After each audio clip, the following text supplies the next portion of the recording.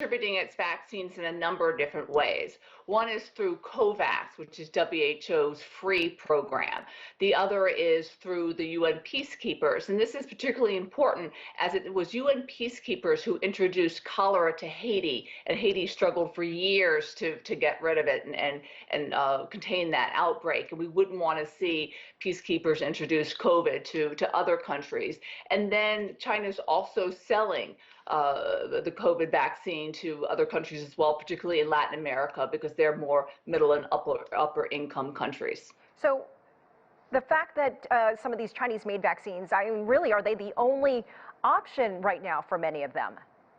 Yes, unfortunately, the COVAX program isn't able to produce as many vaccines as to meet the demand. So we are seeing countries approach China directly. For example, Brazil has approached China directly, both about receiving vaccine for free, purchasing vaccine, but also licensing the vaccine, which would mean that the vaccine would be produced in Brazil in Brazilian companies. So we have a variety of different ways for it to happen.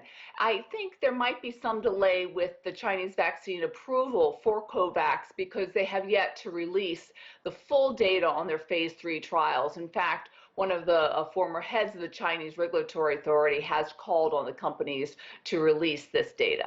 So do you think so far that COVAX is working? And secondly, you mentioned this donation that the UN, China's UN ambassador to the UN rather, is donating 300,000 doses to the UN peacekeepers. Are you optimistic that that will be a good way to get those out across Africa?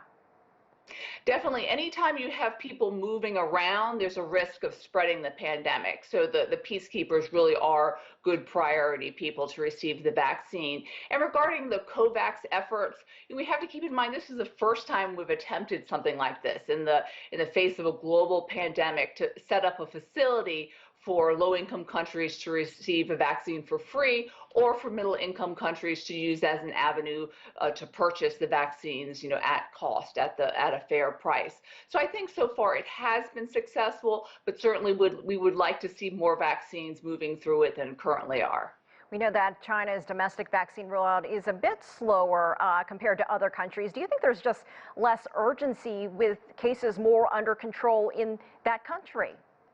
I think there are a couple of things going on. First of all, China has controlled the outbreak via other means, via lockdowns and mass testing and travel restrictions, whereas other countries haven't been able to control their outbreaks with those means. So those countries will be more reliant on vaccines than China is. And then China is using the vaccine diplomacy, basically taking the current doses and rather than vaccinating the Chinese, selling them or giving them to other countries because they haven't had that pressure at home because there are not many outbreaks. And so I think that's what's going on. And it's been interesting to see the strategy of who China has been vaccinating, because China's been vaccinating people since July, starting first with the military, then with students and business people who were traveling, then with people who are at high risk of transmitting it, like taxi drivers or bar workers, restaurant workers, and of course health workers. And at first, several of the vaccines were restricted only to healthy people 18 to 59, so people with severe chronic illnesses or older people couldn't get the vaccine. But that's changing now, so that the people who want it the most, those most vulnerable, the elderly and the chronically ill, can now get the vaccine. All right.